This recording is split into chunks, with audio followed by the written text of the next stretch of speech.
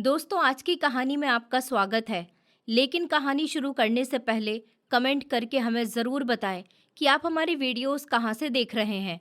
और हाँ, वीडियो को लाइक करें और चैनल को सब्सक्राइब करना ना भूलें। मेरा नाम रिया है और हमारी ज़िंदगी बहुत अच्छे से चल रही थी। हमारे घर में मेरे पति यश थे, मेरा एक बेटा था और मेरी सास थी, और हम सब मिलकर बहुत खुशी से रहते थे। यश शहर के एक जाने माने रियल एस्टेट और कंस्ट्रक्शन बिजनेसमैन थे।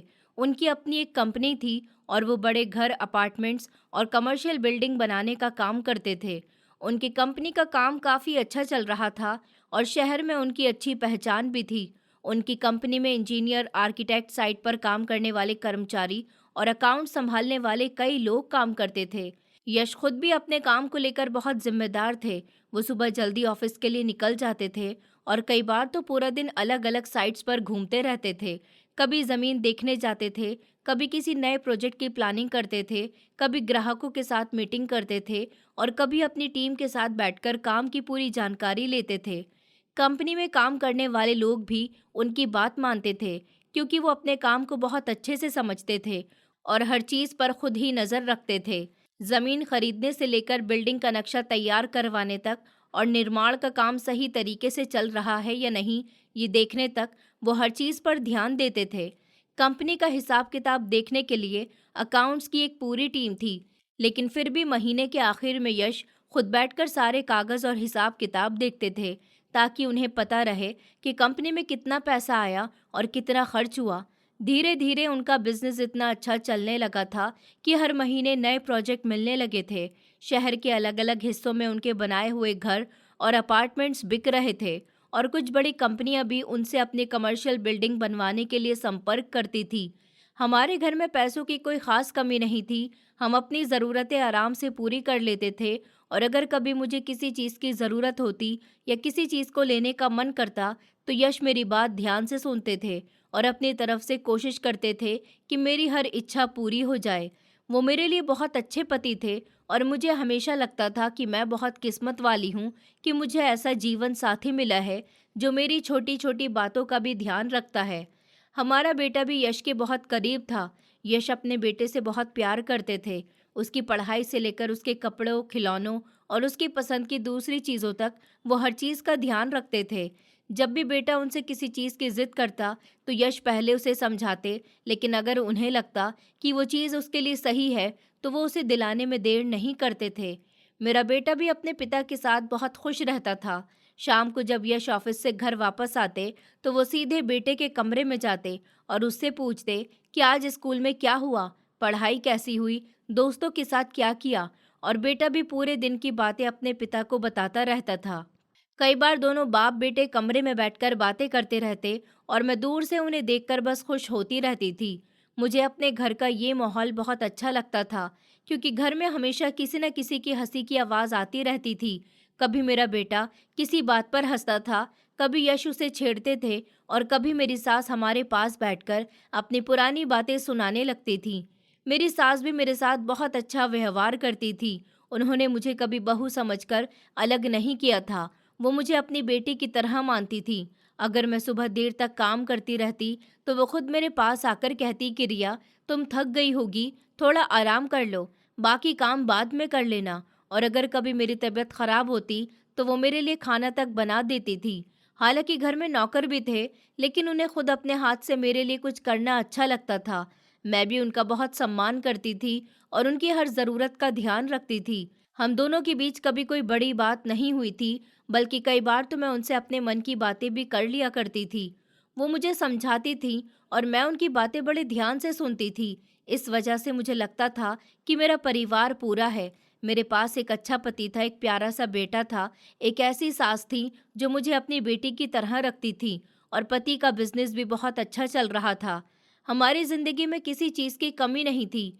सुबह होते ही घर में सब लोग अपने अपने काम में लग जाते थे।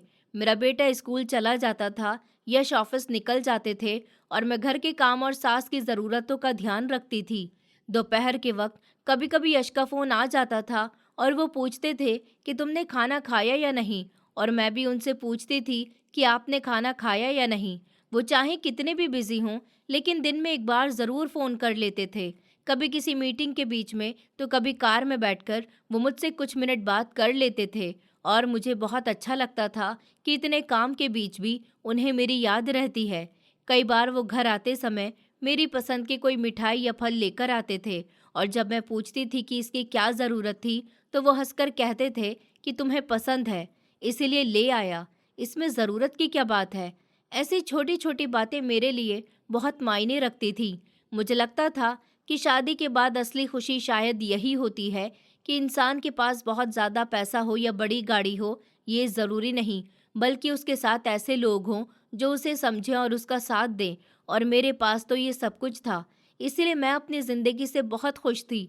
मेरा बेटा भी धीरे धीरे बड़ा हो रहा था और यश उसके भविष्य को लेकर बहुत सोचते थे। वो कहते थे कि मैं चाहता हूँ कि हमारा बेटा खूब पढ़े और अपनी ज़िंदगी में जो करना चाहे वो करे। मैं उसे अपनी तरह बिजनेस में आने के लिए मजबूर नहीं करूँगा। अगर उसे पढ़ाई में आगे जाना है तो वो पढ़े, अगर कोई नौकरी करनी है तो नौकरी करे, और अगर कभी वो मेरा बिजनेस संभालना चाहे तो मैं उसे पूरा काम सिखाऊंगा। यश की ये बातें सुनकर मुझे बहुत अच्छा लगता था, क्योंकि वो अपने बेटे को सिर्फ अपने बिजनेस का हिस्सा नहीं समझते थे, बल्कि उसकी अपनी एक अलग जिंदगी देखना चाहते थे।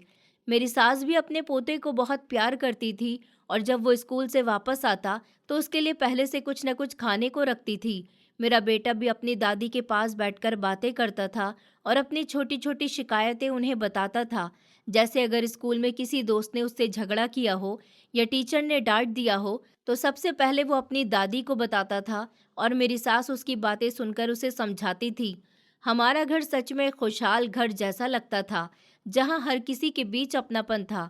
मैं कई बार शाम के समय बालकनी में खड़ी होकर अपने घर को देखती थी और मन ही मन ऊपर वाले को धन्यवाद देती थी कि उन्होंने मुझे इतना अच्छा परिवार दिया है।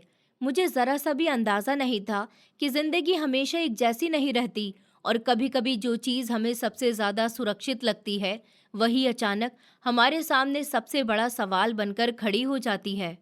लेकिन उस वक्त मेरी ज़िंदगी में ऐसा कुछ भी नहीं था जिससे मुझे आने वाले समय का अंदाज़ा होता। मैं अपनी रोज़ की ज़िंदगी में खुश थी और मुझे पूरा भरोसा था कि मेरा परिवार हमेशा इसी तरह मेरे साथ रहेगा। यश का काम दिन पर दिन बढ़ रहा था और कई बार वो मुझे बताते थे कि उन्हें शहर के दूसरे हिस्से में एक बहुत बड़ा प्रोजेक्ट मिला है। वो उस प्रोजेक्ट को लेकर काफ़ी खुश थे और कहते थे कि अगर ये काम सही तरीके से पूरा हो गया तो हमारी कंपनी को बहुत फ़ायदा होगा। मैं भी उनकी खुशी में खुश होती थी और उन्हें हमेशा कहती थी कि आप मेहनत करते रहिए, सब अच्छा होगा। वो हंसकर कहते थे कि तुम्हारा साथ है तो मुझे किसी बात का डर नहीं है। उनकी ये बात सुनकर मेरा दिल खुश हो जाता था और मैं सोचती थी कि सच में इससे ज़्यादा मुझे ज़िंदगी से कुछ नहीं चाहिए। मुझे अपने पति पर पूरा भरोसा था। मुझे लगता था कि वो कभी मुझसे कोई बात नहीं छिपाएंगे और मैं भी उनके सामने अपने मन की हर बात रख सकती हूँ। हमारे बीच किसी तरह की कोई दूरी नहीं थी, कम से कम मुझे तो ऐसा ही लगता था। रात को खाना खाने के बाद हम तीनों कभी साथ बैठते थे और कभी यश अपने बेटे के साथ कमरे में चले जाते थे। मैं और मेरी सास बैठकर बातें करती रहती थी। मेरी सास अक्सर मुझसे कहती थी कि रिया, तुम बहुत अच्छी बहू हो और तुम्हारे जैसी मुझे एक बेटी मिल गई, यही मेरे लिए बहुत है।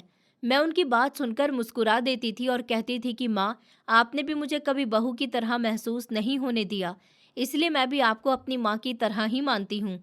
वो मेरे सर पर हाथ रख देती थी और कहती थी कि बस ऐसे ही हमारा घर हमेशा जुड़ा रहे, यही मेरी इच्छा है। उनकी ये बात आज भी मुझे याद है, क्योंकि उस वक्त मुझे नहीं पता था कि कुछ ही समय के बाद मेरी ज़िंदगी में ऐसा बदलाव आने वाला है जिसके बारे में मैंने कभी सोचा भी नहीं था। मैं अपने परिवार को लेकर पूरी तरह निश्चित थी और मुझे लगता था कि मेरा पति, मेरा बेटा और मेरी सास हमेशा मेरे साथ रहेंगे। लेकिन ज़िंदगी के कुछ मोड़ ऐसे होते हैं जिनके बारे में इंसान पहले से कुछ भी नहीं जानता, और मेरे जीवन में भी एक ऐसा ही मोड़ आने वाला था जो हमारी पूरी ज़िंदगी बदल देने वाला था। तब तक मैं बस यही सोचकर खुश थी कि मेरे पास मेरा परिवार है, मेरे पास अपने लोग हैं और मेरी ज़िंदगी इससे ज़्यादा अच्छी हो ही नहीं सकती थी। सब कुछ बहुत अच्छे से चल रहा था, लेकिन एक रात अचानक हमारे घर की सारी खुशियों के बीच एक ऐसी खबर आई जिसने हम सबको हिला दिया। रात का वक्त था, हम सब खाना खाकर अपने अपने कमरे में जा चुके थे। मेरा बेटा भी सो चुका था और मैं भी यश के साथ कमरे में लेटी हुई थी। तभी अचानक यश के फोन की घंटी बजी। यश ने जैसे ही फोन उठाया और सामने वाले की बात सुनी तो उसके चेहरे का रंग ही बदल गया। उसके माथे पर पसीना आने लगा और वो घबराया हुआ सा लगने लगा। मैंने उसे इतना परेशान देखकर तुरंत पूछा कि क्या हुआ, किसका फोन है और इतनी रात को क्या हो गया। लेकिन उसने फोन पर ज्यादा कुछ नहीं कहा, बस सामने वाले की बातें सुनता रहा और फिर जल्दी से फोन रख दिया। मैंने दोबारा उससे पूछा, यश आखिर हुआ क्या है, तुम इतने परेशान क्यों हो? तो उसने मेरी तरफ देखा और कहा कि रिया, मेरी कंपनी में बहुत बड़ी आग लग गई है। आग तेजी से फैल रही है, मुझे अभी तुरंत वहां जाना होगा। ये सुनते ही मेरे भी होश उड़ गए। मैंने उससे पूछा कि आग कैसे लग गई और वहां लोग तो सुरक्षित है ना? लेकिन यश के पास उस वक्त मेरे सवालों का जवाब देने का समय नहीं था। उसने बस जल्दी से अपनी गाड़ी की चाबी उठाई और घर से निकलने लगा। मैंने भी उसके पीछे जाकर कहा कि मैं भी तुम्हारे साथ चलती हूँ, लेकिन उसने मुझे रोकते हुए कहा कि तुम घर पर ही रहो, मैं वहां जाकर सब संभालता हूँ। अगर ज़रूरत पड़ी तो मैं तुम्हें फ़ोन कर दूंगा। मैंने उसे जाते हुए देखा तो मेरे मन में बहुत डर बैठ गया था, क्योंकि रात का समय था और इतनी बड़ी कंपनी में आग लगना कोई छोटी बात नहीं थी। मैंने तुरंत अपनी सास को भी बताया तो वो भी घबरा गईं। उन्होंने ऊपर वाले के सामने हाथ जोड़कर कहा कि बस यश को कुछ नहीं होना चाहिए और वहाँ काम करने वाले सभी लोग सुरक्षित रहें। हम दोनों पूरी रात परेशान बैठे रहे।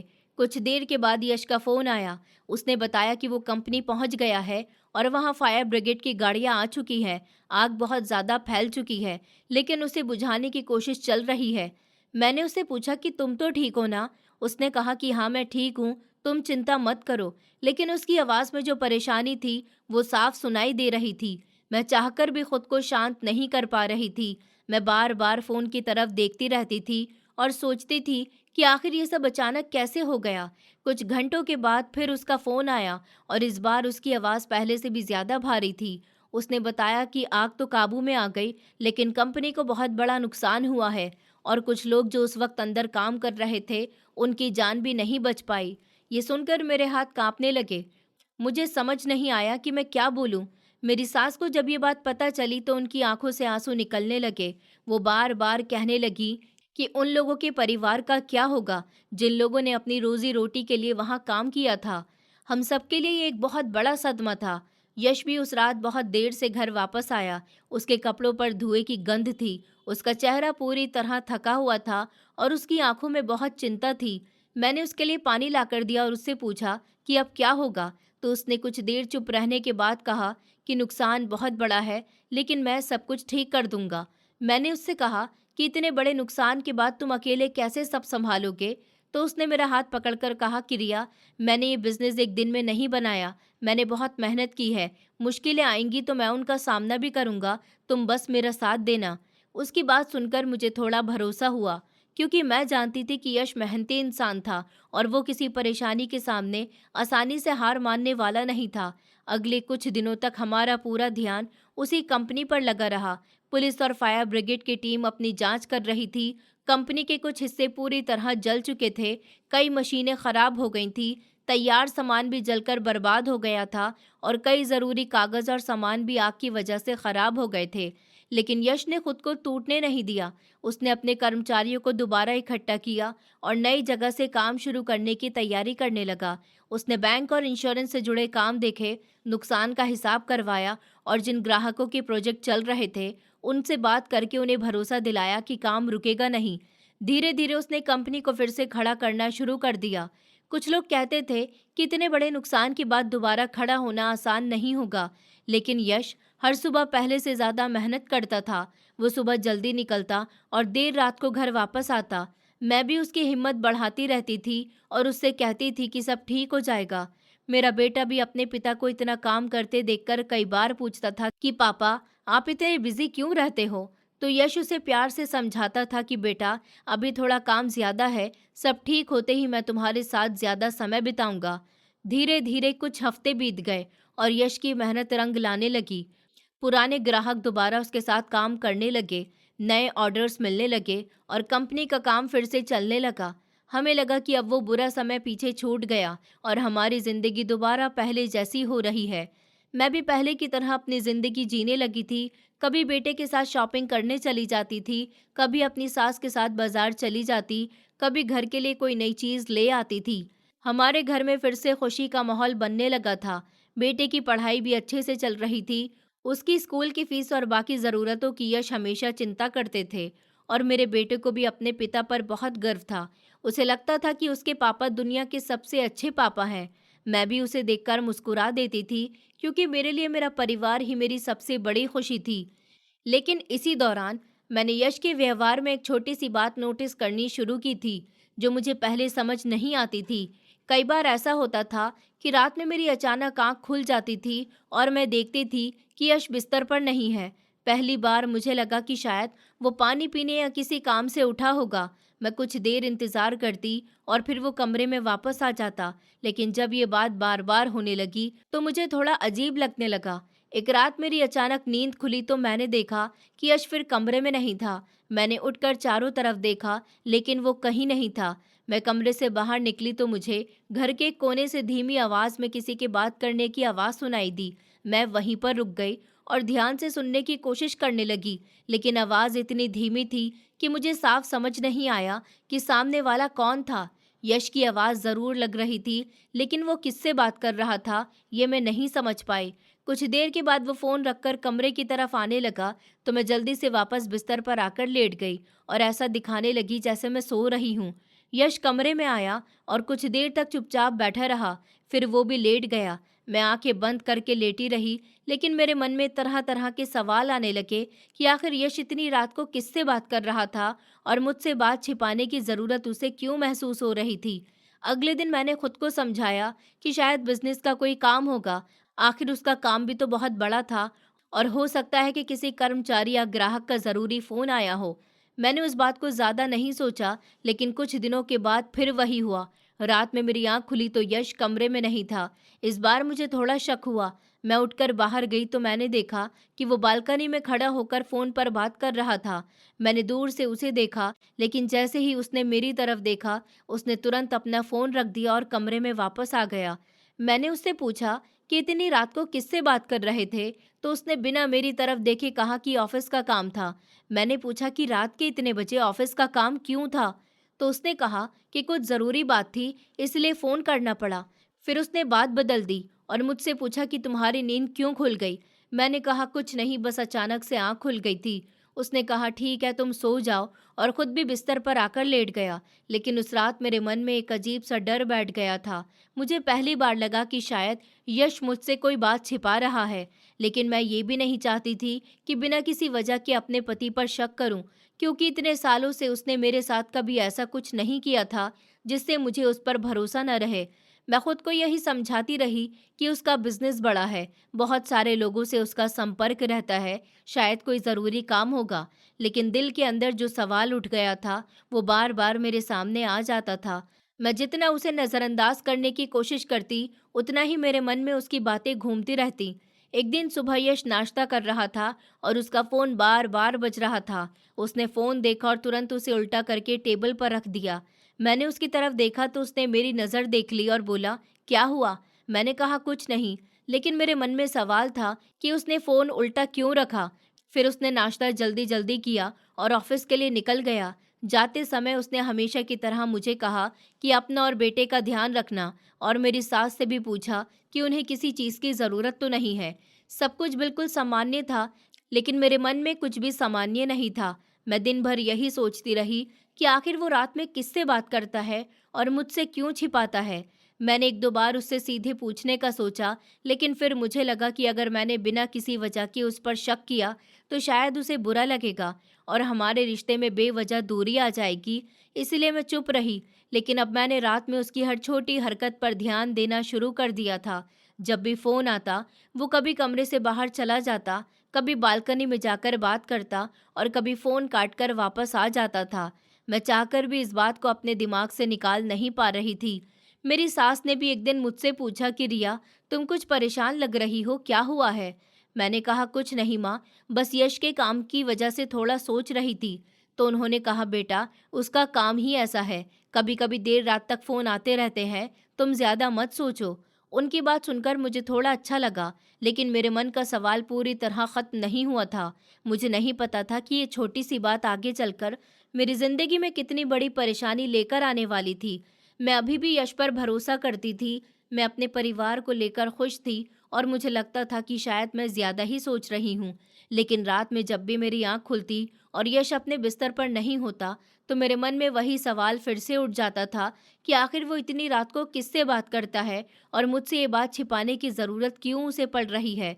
मुझे क्या पता था कि मेरे सामने आने वाला सच मेरी पूरी ज़िंदगी बदलने वाला था, और जिस इंसान पर मैं अपनी पूरी ज़िंदगी का भरोसा करती थी, उसी के बारे में मुझे जल्द ही ऐसी बात पता चलने वाली थी जिसकी मैंने कभी कल्पना भी नहीं की थी। और फिर धीरे-धीरे करके दिन गुजरने लगे और मेरे मन में यश को लेकर शक और ज़्यादा बढ़ता जा रहा था। मैं जितना खुद को समझाने की कोशिश करती, उतना ही मेरे मन में नए सवाल खड़े हो जाते थे। आखिर वो ऐसी कौन-सी बात थी जो वो मुझसे छुपा रहा था, और क्यों बार-बार किसी से फ़ोन पर इस तरह धीरे-धीरे बात करता था? मैंने कई बार सोचा कि शायद सच में काम की कोई बात होगी, क्योंकि उसका बिज़नेस भी काफ़ी बड़ा था और हो सकता है कि ऐसा कोई मामला हो जिसके बारे में वो मुझे बताकर परेशान नहीं करना चाहता हो। लेकिन फिर जब मुझे वो बात याद आती कि मैंने उसे साफ-साफ कहते हुए सुना था कि इस बारे में मेरी पत्नी को कुछ पता नहीं चलना चाहिए, तो मेरा दिल बैठ जाता था। क्योंकि अगर बात सिर्फ बिज़नेस की होती, तो फिर मुझसे छुपाने की क्या ज़रूरत थी? मैं उसकी पत्नी थी और इतने सालों से उसके साथ रह रही थी, उसके हर अच्छे बुरे वक़्त में उसके साथ खड़ी रही थी। फिर वो मुझसे ऐसी कौन-सी बात छुपा रहा था, जो मुझे नहीं बताना चाहता था? मैं कई दिनों तक इसी सोच में परेशान रही, लेकिन मैंने यश से सीधे कुछ नहीं पूछा, क्योंकि मुझे डर था कि कहीं मेरा शक गलत निकला तो हमारे बीच बेवजह परेशानी खड़ी हो जाएगी। लेकिन अंदर ही अंदर मैं बेचैन होती जा रही थी। एक रात मैं अपने बेटे को सुलाकर कमरे में आई तो देखा यश अभी तक नहीं आया था। मैंने घड़ी की तरफ देखा तो रात काफ़ी हो चुकी थी। मैंने उसे फ़ोन किया तो उसने कहा कि वो एक ज़रूरी मीटिंग में है और थोड़ी देर में घर आ जाएगा। मैंने उससे ज़्यादा कुछ नहीं पूछा और फ़ोन रख दिया। लेकिन उस रात भी मेरे मन में वही सवाल घूमता रहा कि आखिर ऐसी कौन-सी मीटिंग है जिसके लिए उसे इतनी रात तक बाहर रहना पड़ रहा है। कुछ देर के बाद जब वो घर आया तो उसके चेहरे पर थकान साफ दिखाई दे रही थी। मैंने उससे पूछा कि खाना लगा दूं, तो उसने कहा कि उसका मन नहीं है और वो सोना चाहता है। मैंने उसे गौर से देखा तो मुझे ऐसा लगा जैसे वो मुझसे नज़रें बचा रहा है। मैंने फिर भी कुछ नहीं कहा और चुपचाप अपने बेटे के कमरे में चली गई। अगले दिन सुबह सब कुछ सामान्य था, जैसे कुछ हुआ ही ना हो।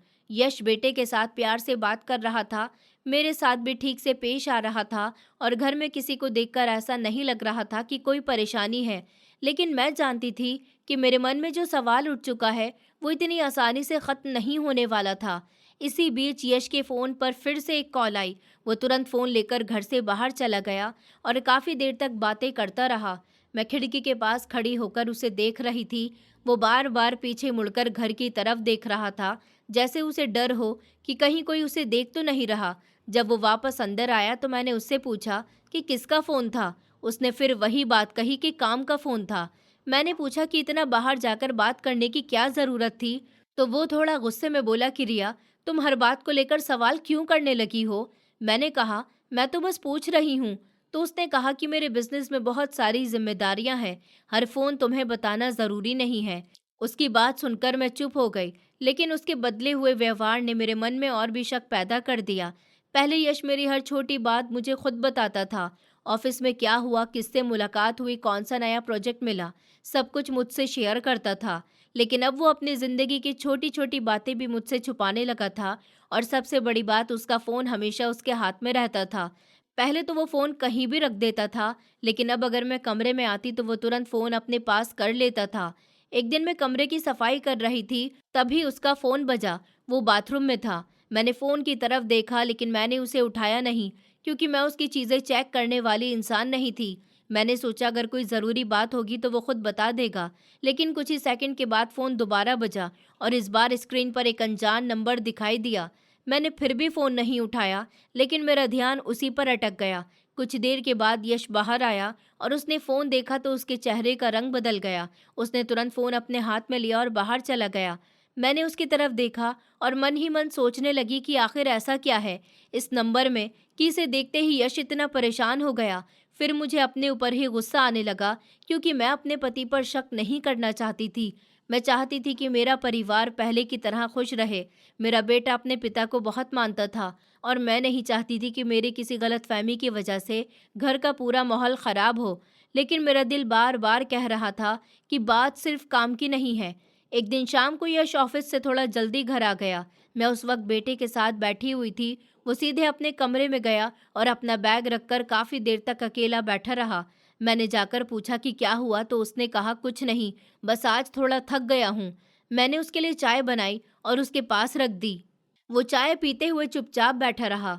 मैंने सोचा आज उससे आराम से बात करती हूँ, इसीलिए मैंने पूछा कि पिछले कुछ दिनों से तुम थोड़े परेशान लग रहे हो। अगर बिजनेस में कोई दिक्कत है तो मुझे बता सकते हो, मैं तुम्हारे साथ हूँ।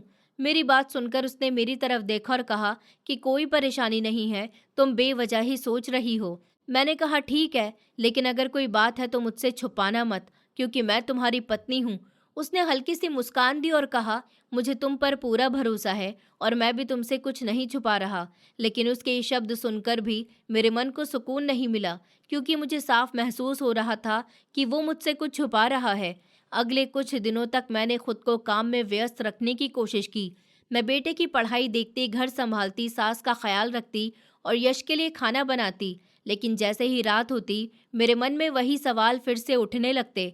एक रात मेरी अचानक नींद खुली तो मैंने देखा यश बिस्तर पर नहीं था। मैं उठकर बाहर आई तो घर में बिल्कुल शांति थी। मैंने देखा वो बालकनी में खड़ा होकर फोन पर बात कर रहा था। मैं इतनी दूर थी कि उसकी पूरी बात सुनाई नहीं दे रही थी, लेकिन उसके बोलने के तरीके से साफ लग रहा था कि वो किसी बहुत खास इंसान से बात कर रहा है। उसके चेहरे पर ऐसी मुस्कान थी जो मैंने काफ़ी समय से नहीं देखी थी। मैं कुछ देर वहीं खड़ी रही, फिर वापस कमरे में आकर लेट गई, लेकिन मेरी आंखों से नींद गायब हो चुकी थी। मुझे पहली बार लगा कि शायद मेरा शक सच हो सकता है, और अगर सच में यश की ज़िंदगी में कोई दूसरी औरत है तो मैं क्या करूँगी। मेरे सामने मेरा बेटा था, मेरा पूरा परिवार था और इतने सालों की हमारी शादी थी। मैं अपने घर को टूटते हुए नहीं देखना चाहती थी, लेकिन मैं ये भी नहीं चाहती थी कि मेरे साथ कोई धोखा हो। मैं पूरी रात करवटें बदलती रही और सुबह होने का इंतज़ार करती रही। अगले दिन मैंने फैसला किया कि अब मैं बिना किसी सबूत के यश पर कोई इल्ज़ाम नहीं लगाऊंगी, लेकिन मैं सच्चाई ज़रूर पता करूंगी, चाहे वो सच्चाई मेरे लिए कितनी भी मुश्किल क्यों ना हो। मैं जानना चाहती थी कि आखिर यश मुझसे क्या छुपा रहा है और उसके फ़ोन पर बार बार कौन फ़ोन करता है। और सबसे बड़ी बात, आखिर उसने उस दिन फ़ोन पर ऐसा क्यों कहा था कि उसकी पत्नी को कुछ पता नहीं चलना चाहिए। मुझे बिल्कुल नहीं पता था कि आने वाले दिनों में मेरी ज़िंदगी में ऐसा सच सामने आने वाला था जो मेरी पूरी दुनिया बदल देने वाला था, और जिस सच के जानने के बाद मैं अपने पति को पहले जैसा कभी नहीं देख पाऊंगी। और फिर मैंने एक दिन फैसला किया कि मैं यश का फ़ोन चेक करूंगी, क्योंकि अब मेरे दिल में उठ रहा शक मुझे अंदर ही अंदर परेशान करने लगा था। और मैं हर वक्त यही सोचती रहती थी कि आखिर यश मुझसे क्या छुपा रहा है और रात को चुपके चुपके किससे बात करता है। मैंने बहुत कोशिश की मैं इन बातों को अपने दिमाग से निकाल दूं, लेकिन जितना मैं खुद को समझाती उतना ही मेरा शक और बढ़ जाता था। मुझे बार बार वही बातें याद आती थी जो मैंने उसे फ़ोन पर कहते हुए सुनी थी कि इस बारे में मेरी पत्नी को कुछ पता नहीं चलना चाहिए। आखिर ऐसी कौन सी बात थी जिसे वो मुझसे छुपाना चाहता था, और क्यों उसे डर था कि अगर मुझे इसके बारे में पता चल गया तो क्या होगा। मैंने तय कर लिया था कि अब मैं किसी से कुछ नहीं पूछूंगी और ना ही यश के सामने अपना शक जाहिर करूंगी, क्योंकि अगर मैं उससे सीधे पूछती तो शायद वो फिर से कोई बहाना बना देता और मुझे कुछ भी पता नहीं चलता। इसलिए मैंने मन ही मन तय किया कि मैं पहले खुद सच जानने की कोशिश करूंगी, और अगर मेरे सामने कोई ऐसी बात आती है तो फिर मैं उससे बात करूंगी। उस रात मैं पूरे समय इसी इंतज़ार में रही कि कब यश सोने के लिए जाएगा और मुझे उसका फ़ोन देखने का मौका मिलेगा। रात का वक्त हुआ तो हम सब ने साथ में खाना खाया। घर के बाकी लोग भी अपने अपने कमरों में चले गए। मेरा बेटा भी सोने चला गया और मैं भी कमरे में आ गई।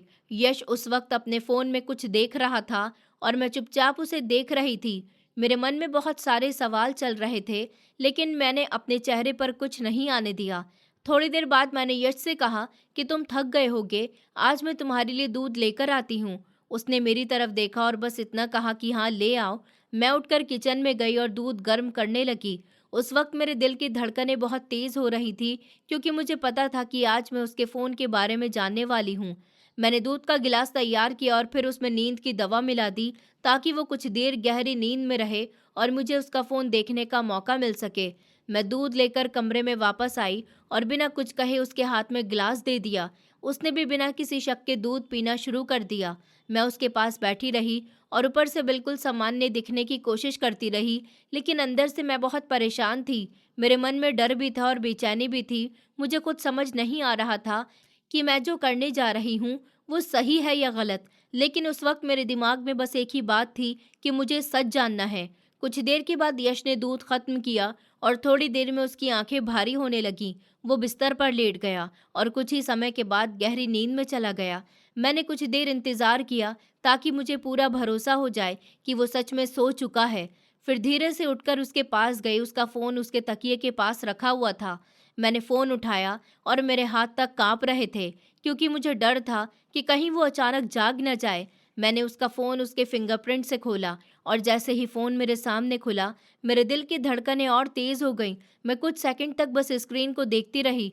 फिर मैंने धीरे-धीरे उसके मैसेजेस चेक करने शुरू किए, कॉल हिस्ट्री देखी और बैंक से जुड़े मैसेज भी देखने लगी। शुरुआत में मुझे कुछ खास नज़र नहीं आया, लेकिन जैसे-जैसे मैं पुराने मैसेज और लेन-देन देखने लगी, वैसे-वैसे मेरे सामने ऐसी बातें आने लगी जिनसे मेरे पैरों के नीचे की ज़मीन खिसकने लगी। मुझे पता चला कि पिछले कुछ दिनों से यश ने कई बार हज़ारों रुपए किसी लड़की के बैंक अकाउंट में भेजे थे। मैंने एक-एक करके उन लेन-देन को देखा और मुझे समझ नहीं आ रहा था कि आखिर वो किसी लड़की को इतने पैसे क्यों भेज रहा है। फिर मैंने उसके मैसेजेस खोले तो वहाँ भी एक लड़की के कई मैसेज थे, जिनमें वो यश से पूछ रही थी कि आप कहाँ हैं? अगर आप घर आ जाते तो अच्छा होता। और ऐसे कई मैसेजेस थे जिन्हें देखकर मेरे मन में चल रही सारी बातें और भी गहरी हो गईं। मैं फ़ोन हाथ में लेकर वहीं बैठी रह गई और मेरी आंखों के सामने जैसे अंधेरा सा छाने लगा। अब मुझे उस रात की सारी बातें याद आने लगीं, जब मैं अचानक उठती थी और यश बिस्तर पर नहीं होता था, जब मैं उसे फ़ोन पर किसी से धीमी आवाज़ में बात करते हुए सुनती थी, जब मैं उससे पूछती थी तो वह हर बार काम का बहाना बना देता था और अब मुझे उसके फ़ोन में से ये सब कुछ मिल रहा था। मेरे दिल को यकीन नहीं हो रहा था कि जिस आदमी पर मैंने अपनी पूरी ज़िंदगी का भरोसा किया था, वो मुझसे इतनी बड़ी बात छुपा सकता है। मैंने उसके मैसेजेस दोबारा पढ़े और फिर उन पैसों के बारे में देखा जो वो उस लड़की को भेज रहा था। मेरे मन में तरह-तरह के सवाल आने लगे। क्या वो लड़की वही थी जिससे यश रात में बात करता था? क्या वो उसी से मिलने के लिए घर से बाहर जाता था? और क्या इसी वजह से वो मुझसे सब कुछ छुपा रहा था? मैं अंदर से टूटने लगी थी। मेरी आंखों से आंसू निकलने लगे, लेकिन मैंने अपने आंसू पोंछ लिए, क्योंकि उस वक्त मुझे सिर्फ सच जानना था। मैंने फ़ोन को और ध्यान से देखना शुरू किया, तो मुझे कुछ ऐसी बातें भी नज़र आईं, जिनसे मेरा शक और मजबूत हो गया। मुझे लगा कि यश उस लड़की से सिर्फ फ़ोन पर बात नहीं करता, बल्कि उससे मिलने भी जाता है और शायद इसी वजह से वो रात को घर से बाहर रहता था। मैंने एक पल के लिए सोचा कि शायद मैं गलत समझ रही हूँ, शायद इसके पीछे कोई दूसरी वजह हो, लेकिन फिर उसके मैसेज और पैसों के लेन-देन मेरी आंखों के सामने थे और मैं खुद को समझाने की कोशिश करके भी खुद को शांत नहीं कर पा रही थी। मेरे लिए सबसे बड़ा सवाल यही था कि अगर सब कुछ ठीक है, तो फिर यश मुझसे क्यों छुपा रहा है और उस लड़की को इतने पैसे क्यों भेज रहा है? मैंने उसका फ़ोन वापस उसी जगह रख दिया और उसके पास बैठ गई। यश अभी भी गहरी नींद में सो रहा था। उसे देखकर मुझे और ज़्यादा दुख हो रहा था, क्योंकि कुछ समय पहले तक मैं इसी आदमी को अपनी पूरी दुनिया समझती थी। मुझे लगता था कि मेरे पति मुझसे बहुत प्यार करते हैं, हमारा परिवार खुश है, हमारा बेटा हमारे साथ है और हमारी ज़िंदगी में किसी चीज़ की कमी नहीं है। लेकिन अब मुझे लग रहा था कि शायद मैं जिस आदमी को इतना खुशहाल समझ रही थी, उसके पीछे कोई ऐसी सच्चाई छुपी हुई थी जिसके बारे में मुझे कुछ भी पता नहीं था। मैं पूरी रात सो नहीं पाई। मैं उसी कमरे में बैठी रही और बार-बार मेरे मन में वही सवाल घूमता रहा कि आखिर वो लड़की कौन है और यश के साथ उसका क्या रिश्ता है। सुबह होने लगी, लेकिन मेरी आंखों में नींद नहीं थी। मैं पूरी रात रोते-रोते बस यही सोचती रही कि अब मुझे क्या करना चाहिए? क्या मुझे सीधे यश से पूछ लेना चाहिए या पहले उस लड़की के बारे में पता करना चाहिए? मैंने बहुत सोचने के बाद तय किया कि मैं अभी यश से कुछ नहीं कहूँगी, क्योंकि अगर मैंने उसे सब कुछ बता दिया तो शायद वो अपने फ़ोन से सारे मैसेजेस मिटा देगा और मुझे कभी असली सच्चाई नहीं मिल पाएगी। इसलिए मैंने खुद से कहा कि पहले मुझे उस लड़की के बारे में पता करना होगा, मुझे उसका नाम, उसका पता और यश के साथ उसका असली रिश्ता जानना होगा, तभी मैं किसी नतीजे पर पहुंच सकती हूँ। अगले दिन जब यश उठकर तैयार हुआ, तो मैंने अपने चेहरे पर ऐसे दिखाया जैसे मुझे कुछ पता ही नहीं है। उसने रोज़ की तरह मुझसे बात की और काम के लिए निकल गया, लेकिन अब मैं उसे पहले की तरह नहीं देख पा रही थी। उसके जाने के बाद मैं काफ़ी देर तक अपने कमरे में बैठी रही। मेरे मन में एक अजीब-सी बेचैनी थी। मैं किसी से अपनी बात कह भी नहीं पा रही थी, क्योंकि मुझे डर था कि अगर मैंने जल्दबाज़ी में किसी से कुछ कह दिया और मेरी बात गलत निकली, तो घर में बेवजह बड़ी परेशानी खड़ी हो जाएगी। लेकिन दूसरी तरफ अगर मेरा शक सही था, तो मैं इतनी बड़ी बात को नज़रअंदाज भी नहीं कर सकती थी। मैंने फिर उसके फ़ोन में देखी हुई सारी बातें याद की और उस लड़की के बारे में सोचने लगी जिसके मैसेज यश के फ़ोन में थे। मुझे बस इतना समझ आ गया था कि वो लड़की यश की ज़िंदगी में कोई मामूली इंसान नहीं थी, क्योंकि यश उससे लगातार बात कर रहा था और उसे पैसे भी भेज रहा था। मैंने उसी वक्त फ़ैसला किया कि अब मैं उसके बारे में पता लगाऊंगी। मैं सीधे उसके पास नहीं जाना चाहती थी, क्योंकि मुझे नहीं पता था कि वो कौन है और वहाँ जाकर क्या होगा। इसलिए मैंने पहले उस लड़की का पता जानने की कोशिश करने का फैसला किया। मुझे याद था कि मैंने यश के फ़ोन में उसके बैंक से जुड़े लेन-देन देखे थे और मुझे लगा कि शायद बैंक के रिकॉर्ड से मुझे उसके बारे में कुछ जानकारी मिल सकती है।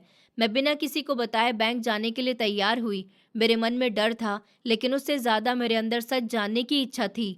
मैं चाहती थी कि अगर यश सच में मुझे धोखा दे रहा है, तो मुझे अपनी आंखों से पूरी सच्चाई देखनी होगी, और अगर मेरे शक के पीछे कोई दूसरी वजह है, तो वो भी मुझे पता चल जाएगी।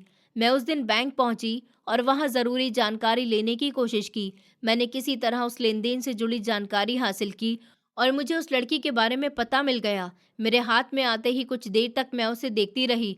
मेरे हाथ कांप रहे थे, क्योंकि अब मेरे सामने उस जगह का पता था जहां शायद मेरी ज़िंदगी के सबसे बड़े सवालों का जवाब छुपा हुआ था। मैंने वो पता संभाल कर रख लिया और बैंक से बाहर आ गई। रास्ते भर मेरे दिमाग में यही चलता रहा कि आखिर वहां मुझे क्या देखने को मिलेगा। क्या सच में यश का उस लड़की के साथ कोई रिश्ता है, या फिर कोई ऐसी बात है जिसे मैं अभी समझ नहीं पा रही हूँ। मैं चाहती तो उस वक्त उस पते पर जा सकती थी, लेकिन मैंने खुद को रोक लिया, क्योंकि मैं बिना सोचे समझे कोई भी कदम नहीं उठाना चाहती थी। मुझे पहले पूरी तरह यकीन करना था कि मैं जो सोच रही हूँ वो सच है या सिर्फ मेरा शक है। उस दिन घर लौटकर मैंने किसी को कुछ नहीं बताया। मैं बिल्कुल सामान्य रहने की कोशिश करती रही, जैसे कुछ हुआ ही नहीं। लेकिन मेरे अंदर बहुत कुछ बदल चुका था। अब मेरे लिए यश की हर बात का मतलब अलग हो गया था।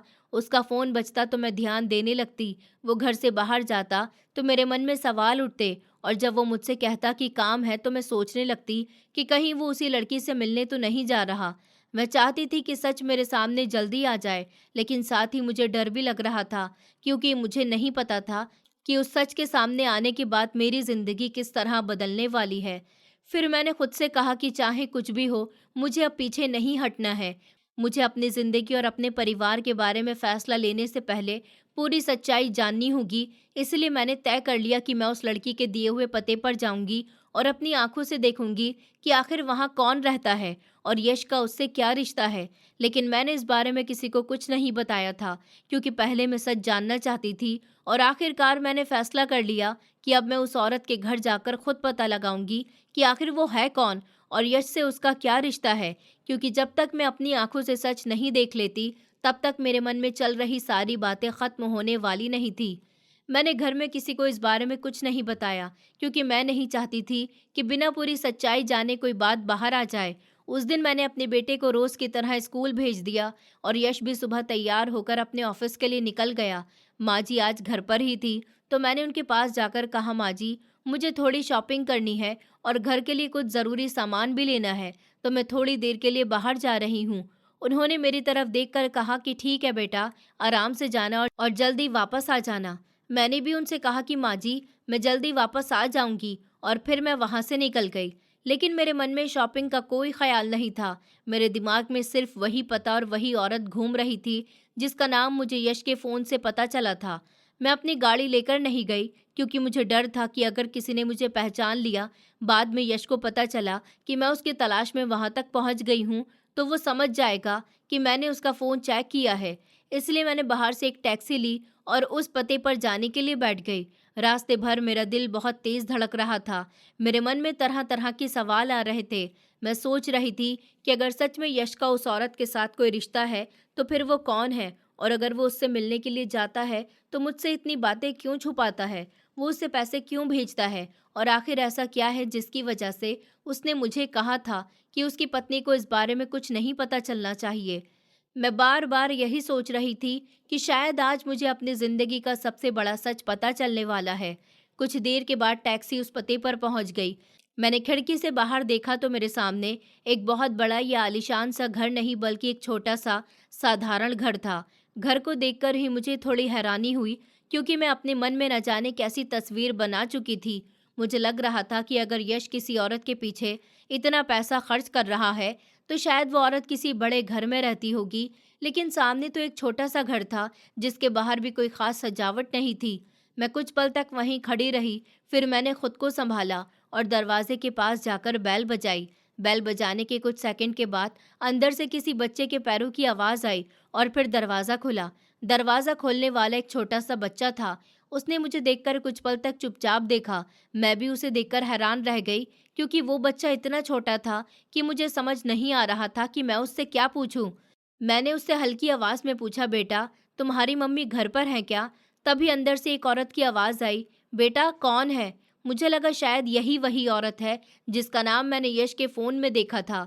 तभी मेरी नज़र कमरे के अंदर गई और मैंने देखा कि एक औरत व्हील चेयर पर बैठी हुई धीरे धीरे मेरी तरफ आ रही थी। उसके चेहरे पर थकान साफ दिखाई दे रही थी और उसके पैरों में शायद इतनी ताकत नहीं थी कि वो खुद खड़ी हो सके। वो अपने हाथों से व्हीलचेयर चलाते हुए दरवाजे के पास आई और अपने बेटे से बोली, बेटा कौन आया है, मुझे बताओ तो ज़रा। फिर उसकी नज़र मुझ पर पड़ी और उसने कुछ पल तक मुझे देखा। उसके चेहरे पर हैरानी थी। उसने मुझसे पूछा, आप कौन हैं और क्या कोई काम है आपको? मैं कुछ पल तक उसे देखती रही। मेरे अंदर बहुत सारी बातें चल रही थी, लेकिन फिर मैंने खुद को संभालते हुए उससे पूछा, तुम्हारा नाम क्या है? उसने कहा, मेरा नाम शांति है। मैंने फिर पूछा, क्या तुम यहीं रहती हो? उसने कहा कि हाँ, मैं यहीं रहती हूँ और ये मेरा बेटा है। मैंने उस बच्चे की तरफ देखा और फिर शांति की तरफ। मेरी नज़र बार बार उसकी व्हीलचेयर पर जा रही थी, क्योंकि मुझे बिल्कुल भी अंदाज़ा नहीं था कि यश जिस औरत से मिलने के लिए जाता है वो इस हालत में होगी। शांति ने शायद मेरी चुप्पी देखकर पूछा, आप अंदर क्यों नहीं आ रही? अंदर आइए, बैठिए। मैंने कहा कि नहीं, मैं बस आपसे कुछ ज़रूरी बात करने आई हूँ। उसने कहा, फिर भी आप अंदर तो आइए, बाहर क्यों खड़ी हैं? मैंने कुछ पल सोचा और फिर घर के अंदर चली गई। घर बहुत साधारण सा था। एक तरफ बच्चे की कुछ किताबें रखी थी और दूसरी तरफ एक छोटा सा सोफा था। घर में देखकर ऐसा लग रहा था जैसे यहाँ रहने वाले लोग बहुत साधारण जिंदगी जीते हैं। शांति ने मुझे बैठने के लिए कहा और खुद भी सामने आकर बैठ गई। उसने मुझसे पूछा, आप कुछ लेंगी? पानी, चाय? मैंने उसकी बात का कोई जवाब नहीं दिया, क्योंकि मेरे मन में सिर्फ एक ही सवाल था, मैं आखिर यहाँ क्यों आई हूँ और क्या पूछने वाली हूँ। मैंने सीधे उससे पूछा, तुम यश को जानती हो ना? मेरी बात सुनते ही उसका चेहरा बदल गया। उसने मेरी तरफ देखा और बोली, हाँ, मैं उन्हें जानती हूँ। मैंने फिर पूछा, तुम यश की कौन हो? तुम्हारा और उसका क्या रिश्ता है? शांति कुछ पल तक चुप रही, फिर बोली, आप कौन हैं? मैंने कहा, मेरा नाम रिया है और मैं यश की पत्नी हूँ। मेरी बात सुनते ही वो कुछ पल के लिए बिल्कुल शांत हो गई। उसकी आंखों में एक अलग तरह की हैरानी आ गई, जैसे उसे उम्मीद ही नहीं थी कि यश की पत्नी खुद उसके घर तक पहुंच जाएगी। फिर उसने धीरे से कहा, बैठिए। मैंने कहा, नहीं, पहले मुझे ये बताइए कि आखिर यश आपके पास क्यों आता है? वो आपको पैसे क्यों देता है और आपके बीच ऐसा क्या रिश्ता है जिसे वो मुझसे छुपाता है? मेरी आवाज़ थोड़ी तेज़ हो गई थी, क्योंकि मैं कई दिनों से अपने मन में ये सब दबाए बैठी थी। मुझे लग रहा था कि शायद अब वो मेरे सामने सच बोल देगी, लेकिन मेरी बात सुनते ही शांति की आंखों में आंसू आ गए। उसने अपना चेहरा नीचे कर लिया और बोली, आप गलत समझ रही हैं। मैंने कहा, तो फिर मुझे सही सही बात बताओ ना। क्यों मेरे पति पिछले कई दिनों से तुमसे मिल रहे हैं, तुम्हारे खाते में पैसे भेज रहे हैं और मुझसे ये सब कुछ छुपा रहे हैं? मैं क्या समझूं? शांति ने अपने आंसू पोंछे और बहुत शांत आवाज में कहा, यश मेरे लिए वैसे नहीं है जैसा आप सोच रही हैं। वो मेरे लिए मेरे बड़े भाई जैसे हैं। ये सुनते ही मैं बिल्कुल चुप हो गई। मुझे समझ नहीं आया कि मैं क्या कहूँ। मैंने उसकी तरफ देखा और फिर कहा, अगर वो तुम्हारे भाई जैसे हैं तो फिर मुझसे ये बातें क्यों छुपाई गई और तुम्हें पैसे क्यों भेजे जाते हैं? शांति ने कहा, मैं आपको सब बताती हूँ, बस आप पहले मेरी पूरी बात सुन लीजिए। मैंने कुछ नहीं कहा और चुपचाप उसके सामने बैठ गई। फिर शांति ने धीरे धीरे मुझे पूरी बात बतानी शुरू की। उसने कहा कि उसके पति यश की कंपनी में मैनेजर के तौर पर काम करते थे और वो कई सालों के साथ यश के साथ जुड़े हुए थे। यश उन पर बहुत भरोसा करता था और कंपनी में कई ज़रूरी काम उन्हीं के ज़िम्मे थे। जिस दिन यश की कंपनी में आग लगी थी, उस दिन भी उसके पति वहाँ मौजूद थे। जब आग लगी तो हर तरफ अफरा-तफरी मच गई थी। लोग अपनी जान बचाकर बाहर निकल रहे थे, लेकिन उसके पति ने यश को अंदर फंसा हुआ देखा, तो वो उसकी मदद करने के लिए वापस अंदर चले गए थे। उन्होंने यश को बाहर निकालने की पूरी कोशिश की और आखिरकार यश को बाहर लाने में कामयाब भी हो गए, लेकिन खुद बाहर नहीं आ सके। उसी आग में उनकी जान चली गई थी। शांति की ये बात सुनकर मेरी आंखें नम हो गईं, क्योंकि मुझे उस हादसे के बारे में पता था, लेकिन मुझे कभी नहीं पता था कि यश को बचाने वाले इंसान का परिवार आज किस हालत में है। शांति ने कहा, उस दिन के बाद यश कई बार हमारे घर आए थे। शुरुआत में मुझे बहुत अजीब लगता था, क्योंकि मेरे पति नहीं रहे थे और मेरे सामने एक ऐसा आदमी खड़ा था जो मेरे पति का मालिक था, लेकिन उसने कभी मुझे अकेला महसूस नहीं होने दिया। उसने मुझसे कहा था कि अब तुम्हें अपने बेटे की चिंता करने की ज़रूरत नहीं है। तुम्हारे घर का खर्चा मैं संभालूंगा और अगर कभी किसी चीज़ की ज़रूरत हो तो मुझे बताना। मैंने उनसे बहुत मना भी किया था। मैं किसी पर बोझ नहीं बनना चाहती थी, लेकिन उन्होंने मुझसे कहा था कि तुम मुझे अपने बड़े भाई जैसा समझ सकती हो और तुम्हारा ख्याल रखना मेरे लिए कोई एहसान नहीं है, बल्कि मेरे लिए ये जिम्मेदारी है, क्योंकि तुम्हारे पति ने मेरी जान बचाने के लिए अपनी जान दे दी थी। शांति की बात सुनते सुनते मेरी आंखों से आंसू निकलने लगे। उसने कहा, उस दिन के बाद से यश जब भी आते हैं तो मेरे बेटे के लिए चीज़ें लेकर आते हैं। कभी स्कूल की फीस भर देते हैं, कभी घर का राशन भिजवा देते हैं और कभी ज़रूरत पड़ने पर मेरे खाते में पैसे भेज देते हैं। लेकिन हमारे बीच ऐसा कोई रिश्ता नहीं है जैसा आप सोच रही हैं। मैं आपको देखकर समझ सकती हूँ कि आप बहुत परेशान होकर यहाँ आई हैं, लेकिन सच यही है कि यश ने कभी मेरे साथ गलत नज़र से बात नहीं की। उन्होंने हमेशा मुझे अपनी छोटी बहन की तरह माना और मैंने भी उन्हें अपने बड़े भाई की तरह ही समझा है। मैं उसकी बात सुनकर कुछ भी नहीं बोल पा रही थी। मेरे दिमाग में पिछले कई दिनों की सारी बातें घूमने लगीं। रात को उसका फ़ोन पर किसी से बात करना, किसी औरत के खाते में पैसे भेजना और फिर मुझसे ये सब छुपाना। मुझे लगा था कि शायद वो मुझे धोखा दे रहा है, लेकिन सामने बैठी शांति की हालत देखकर मुझे सब कुछ समझ आने लगा कि कहानी कुछ और ही थी। मैंने उसकी तरफ देखा और कहा, लेकिन फिर यश ने मुझसे ये बात क्यों छुपाई?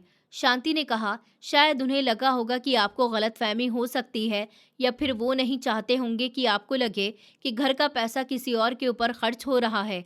मैंने अपना सर नीचे कर लिया, क्योंकि मुझे याद आया कि मैंने बिना सच जाने अपने ही पति पर शक करना शुरू कर दिया था। मेरे मन में उसके लिए कैसी कैसी बातें आ गई थी। मैं सोच रही थी कि मैंने तो उसे धोखेबाज तक समझ लिया था, जबकि वो शायद किसी की मदद कर रहा था। शांति ने मेरी तरफ देखकर कहा कि आप बुरा मत मानिएगा, लेकिन यश साहब बहुत अच्छे इंसान हैं। उन्होंने मेरे पति की मौत के बाद हमारा साथ नहीं छोड़ा। अगर वो चाहते तो सिर्फ कंपनी की तरफ से मिलने वाली मदद देकर अपना काम खत्म कर सकते थे, लेकिन उन्होंने ऐसा नहीं किया। वो आज भी मेरे बेटे की पढ़ाई और घर के ज़रूरी खर्चे में मदद करते हैं और उन्होंने कभी बदले में हमसे कुछ नहीं मांगा। ये सुनकर मेरा दिल भर आया। मैंने शांति से कहा, मुझे माफ़ कर दो, मैंने तुम्हें देखकर बहुत गलत सोच लिया था। शांति ने कहा, आप मुझसे माफ़ी क्यों मांग रही हैं?